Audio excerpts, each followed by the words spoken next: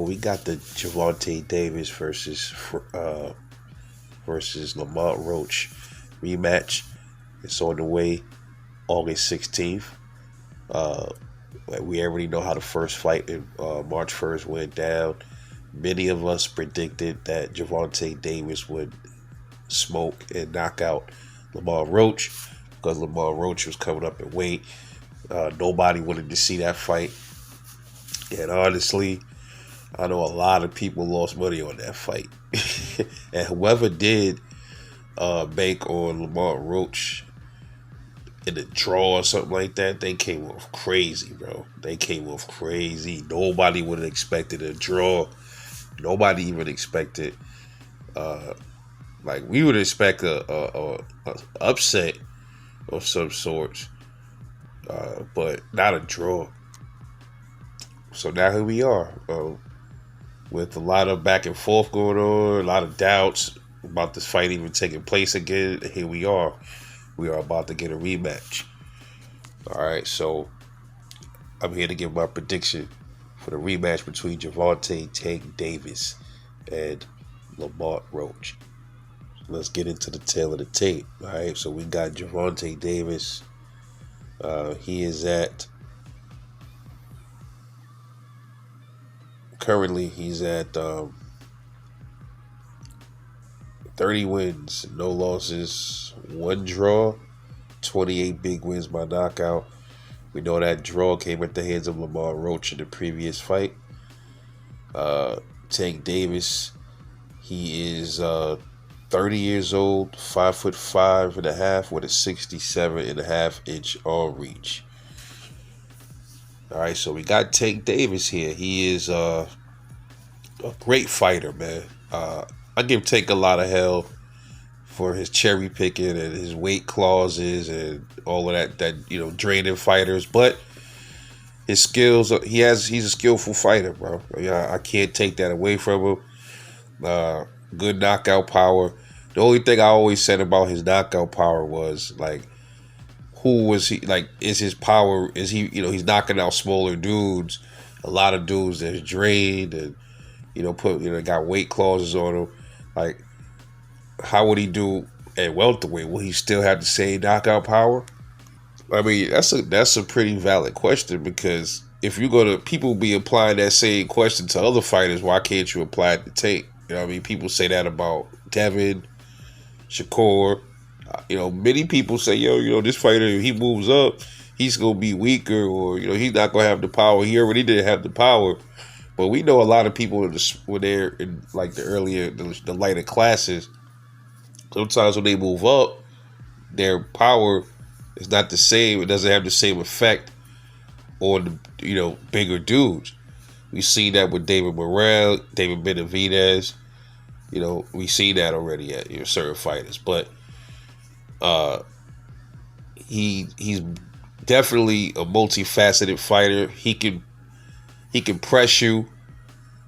He can apply heavy pressure if he wants to. He can outbox you if he wants to. He showed that in a few fights. His inside game, to me, I don't think Tank has. To me, it's just something I watch. It's just a personal opinion. I think he has a decent inside game. I don't think it's crazy. I just think he got decent inside game. Like Errol Spence, like I thought he had excellent inside game, like that. But Tank is okay to inside. He's more of a, catch you, looking for that right shot type fighter. He's not a high volume puncher, and he has a pretty good chin. Okay, so now Lamont Roach. Let's get into him.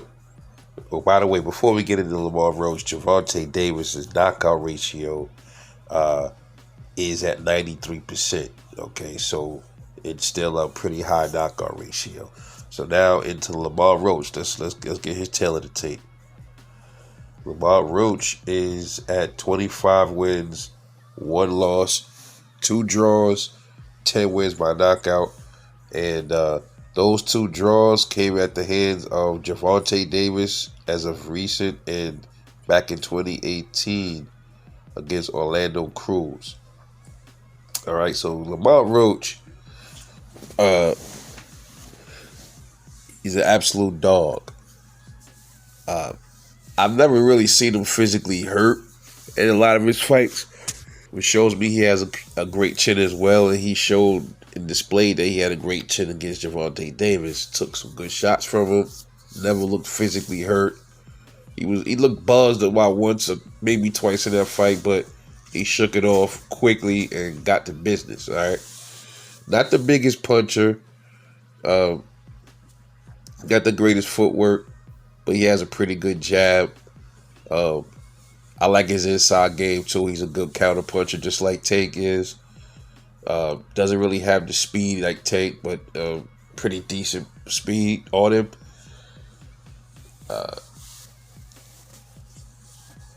Lamont Roach is like pretty much what you see is what you get, man.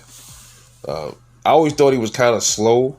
I always thought he had, like, as far as like his footwork and stuff like that, he always seemed like not the quickest of the fight of a fighter. But like I said, he was doing damn good against Tank, all right, and none of us expected that to happen, man. So Lamont Roach he gained a lot of fans because now, to date, he's going to be the boxer that everybody said he gave Tank his toughest fight was Lamont Roach. And it's crazy because all these other fighters that Tank has fought, a lot of people would say that was going to be those were going to be his toughest fights, and it turned out to not be the case. Lamont Roach, people would say that was going to be easy, and he turned out to be his toughest fight. It's crazy. But how does the rematch go? Many believe that Gervonta Davis learned a lot from the Lamont Roach fight, the first fight, and he's going to pretty much adjust. And he's going to knock out Lamont Roach, people believe, in this fight. Well, my opinion on this fight is it's probably going to be a repeat of the first fight. Here's why, man. Tank, I think, first of all, Lamont Roach, he told everybody before this fight, the first fight, that he knows Tank inside out. He been said this to everybody, but see, nobody took him serious because a lot of people say that about Tank. Like, oh, I know Tank. People that spar Tank, yeah, I know Tank. I'm sparring him, or yada, such and such and such. Like, what's his name? Frank Martin. He's a perfect example. He said he been in the ring with Tank. He buzzed him. He knows this, that, and third. He know, and look what happened. So I'm saying, totally, he went in there with a whole different mindset, like a fear, scary mindset, and it got him knocked out. Lamont Roach, I told everybody before the fight that I thought that he was really focused, and we might see something different in this fight. He just always seemed composed. Tank was always seeming like he was trying to get in Lamont Roach's head, and it didn't work. And that's another thing that works in Tank's favor. He uses these outside the ring tactics to get in your head before the fight. It was not working with Lamont Roach. I noticed that early on.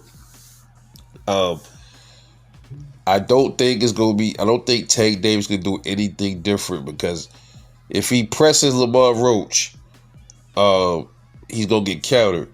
If he try to put full court pressure on him, he's gonna get countered, and it's gonna be a full fight, because Lamont Roach is probably not gonna back up, so they're gonna end up right in the middle of the ring like they were in the first fight, and the same thing probably gonna happen again. Lamont Roach already felt his power. See what I'm saying? See, he know how hard he punched, and according to Lamont, he just was like, oh, that's really it. Kind of like how when Bud fought Errol Spence and he got hit with a good shot, and Bud was like, oh, that's it. Oh, I got him. Same thing with Lamont Roach and Tank. If Tank decides to try to outbox Lamont Roach, that's not gonna happen, man. I don't think he's gonna be able to outbox him. He might, because he might be able to. That I take that back. There's a possibility he could probably outbox Lamont Roach. He could, if he used it, because he got better footwork than Lamont Roach, in my opinion. So if he does that, Tank has a better chance of winning. I don't think Tank knocks him out at all in this fight. I think Lamont Roach, I think this is what's going to happen. I think we are going to see a controversial. This is going to be another one of them fights where I said it's going to be a controversial fight. I think the Tevin Farmer and Kid Austin fight is going to be a controversial fight where Kid Austin gets gifted a win after Tevin Farmer spanks him. And I think this is going to be another one of those fights for Tank. That Tank is going to get washed in this fight. And I think this time it's not going to be a draw. The judges are going to give it to Tank Davis. And it's going to be a lot of controversy. Because even though I believe Tank can outbox Lamont Roach, for some reason, I just think Lamont Roach has his number, and I think he's going to, whatever Tank bring, I think Lamont Roach is going to have an answer for it. If he tries to outbox Tank, I think Lamont Roach is going to go after Tank, and then when Tank try to counter him, Lamont Roach is going to be ready for the counter and just hit him with a few shots. I think it's going to be something like that. If he try to bully and press the issue on Lamont Roach, he going to get countered and probably rocked. I can see that happening, bro. I see that happening. So I think ultimately they're going to give the fight to Tank. But I think Lamont is going to win this fight. But they're going to steal this fight from Lamont Roach, bro. It's going to be controversy. They're going to give it to Tank. That's what I think is going to happen. There's even a strong possibility we might see the first time Tank gets stopped. I would put that out there. I know y'all gonna disagree with this, you know what I mean? But Tank got a chink in his armor, bro. So I think that's another possibility, man. Because he ain't got no power. Okay, look, he buzzed Tank in that fight. Tank was hurt a few times in that fight, bro. I don't care what y'all say. All right. Your boy even took a knee, man, and he tried to play it off like it was something in his eye. I don't believe in all of that at all, because it was just, the timing was just strange. I think he got hit with a good shot, went down, and he masked it with his hair grease getting in his eye. That's what he did. That was quick thinking on Tank's part, though. I will admit that. But ultimately, guys, this fight is gonna be probably a repeat of the first one. You probably see some slight differences. You might see Tank try to like press the issue more, or Tank might try to fall back and be more of an outboxer to lure Lamont Roach in and try to counter him all night. I don't think it's gonna work though, because Lamont is already knows. He knows him already. I'm telling you, he got his number, and if they not gonna give it to him, Lamont gonna have to be like impressive. He gonna have to go in there and really put the wops on Tank, man. I'm talking about bust him up real good, fuck his face up, beat him up convincingly for 12 rounds if he don't get the stoppage. That's the only way. But if it's like a close fight with a lot of back and forth, and Lamont Roach is busting him up for a few rounds, Tank turn around, bust him up for a couple. If it's like even, they're going to give it to Tank. So Lamont might have to do something, a little bit. He might have to do something a little bit different in this fight. They both are, if they want to win. But I think Lamont ultimately has Tank's number. I think he's going to win, but they're going to steal it from him. So my prediction for this fight is Gervonta Davis by controversial split decision. And my second prediction, I know this is going to be a little weird and a little wild, and a lot of people not going to agree with this, is Lamont Roach by stoppage becoming the first person to stop Gervonta Tank Davis. And even the first person to officially drop him in a fight. All right, so but I don't think that's going to happen. They're not going to let Lamont Roach walk away with a win on Tank. They not. He should have won the first fight. That should tell you everything right there. Anyway, let me know what you think about this fight coming up. This is Rebel Life Boxing, and I'll catch y'all later.